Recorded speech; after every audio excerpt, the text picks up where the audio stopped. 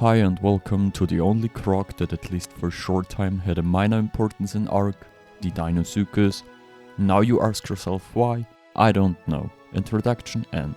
I'm not a person for long discussions. Unless you claim Cosmo is not a flyer, then I'll take you apart more than Chinese cheaters, the official PvP servers.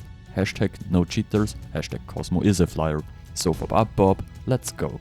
Since everyone tames the same 5 creatures in every wipe, Wildcard decided that there were already enough useful creatures, and so Deinosuchus was one of the most tamed creatures, at least for a short time. Why was? Since Wildcard thinks there can only be one bleed effect that works against bosses, recently they basically made the third crocodile completely useless. Crab patch. But at this point, it doesn't even matter anymore. The Deinosuchus now joins the list of useless creatures nobody knows anymore.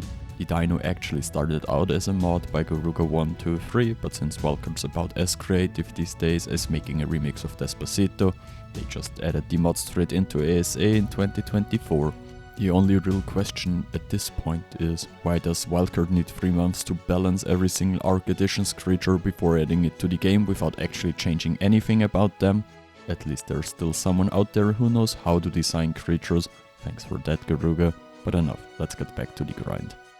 First things first, let's talk about their spawns. So where do you find the Deinosuchus the easiest? Yep, it's Scorched Earth. Unpopular opinion, Scorched Earth is hands down the best map out there. And if you disagree, you probably still think Ark is a dinosaur game. But seriously, they spawn on pretty much every map except Aberration. You can't even bring one there with a cryopod. But I can bring a Wyvern over and fly around the map with it. You can't make it up. And if you're still thinking about taming one, that joy dies instantly when you realize Deinosuchus spawns right between Rhinios, Boas and Capros in the swamp.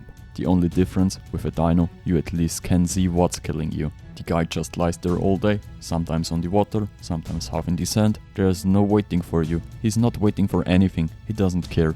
Nobody ever comes by anyway. With a flyer, you'll spot him easily. That one level couldn't care less dino chilling on the swamp's edge. Better get used to taming low levels though, because the only thing rarer than a high level dino is me actually winning a raid.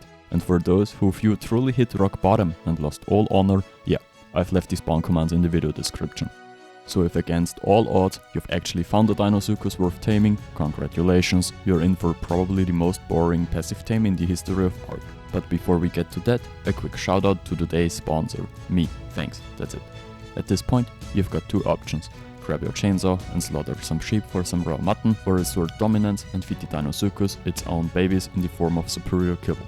Anything else would take longer than me raiding that little Bob with 4 normals down the beach. But if you really want to waste your tribe mates' time, just have them feed them the 150 Deinosuchus with 2k cooked meat for 0 bonus levels over the next 2 hours and tell them that's how the pros do it. Put the food in your last inventory slot, and when the Deinosuchus is wandering around with its mouth wide open, just walk up and shove the food in faster than the average American eats McDonald's burgers on a weekend.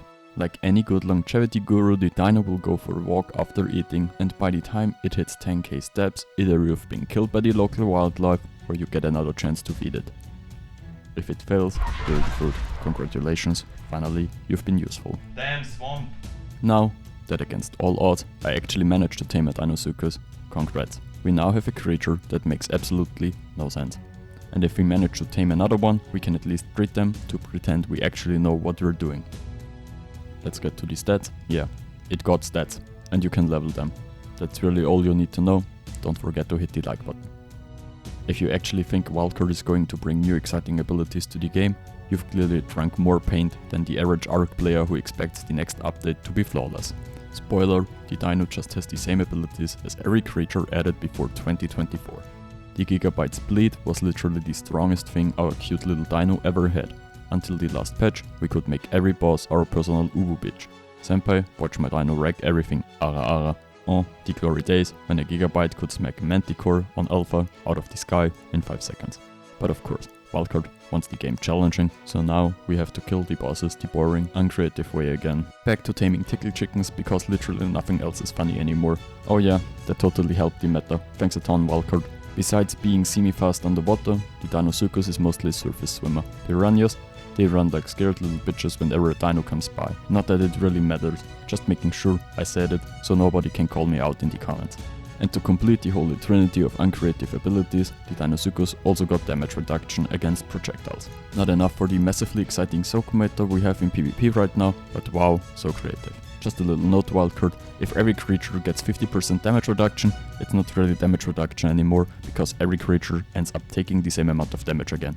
If you watched my old Deinosuchus video, you know the meta used to be send every boss straight to the Shadow Realm with a gigabite. But since the Egyptian god cards no longer care about the Uno reverse card, the Deinosuchus is basically only useful for one thing now. If you're not scared of mold and build in one of the caves with water, dinos are basically as useful as sieves and megalodons. And since the average PvP player thinks PvP is just turret soaking and cheddar, a few Deinosuchus can actually smack 99% of all attackers harder than a bronze 3 Genji gets destroyed in Overwatch. Alright, that's it for this slightly different format. I've been sitting on this idea for a while, inspired by other YouTubers, and I've always wanted to try it. I just never had the platform or knew how to mix it with ARK videos. I'd love if you gave me honest feedback, whether it's never do this again or okay, do it again but tweak this, I'll read it. And it won't be just creature guides. These creature guides are my first attempts for this format. If it goes well, I'll keep experimenting with new guides and formats to see what you guys actually enjoy. So tell me, what do you think? I've wanted to try this for ages. So here's it, and who knows, and maybe more of this kind of comment will show up in the channel. We'll see. And if you liked it, what creature should I dissect next? If you liked this video, write me a comment. Thanks for the like. That's it. Goodbye.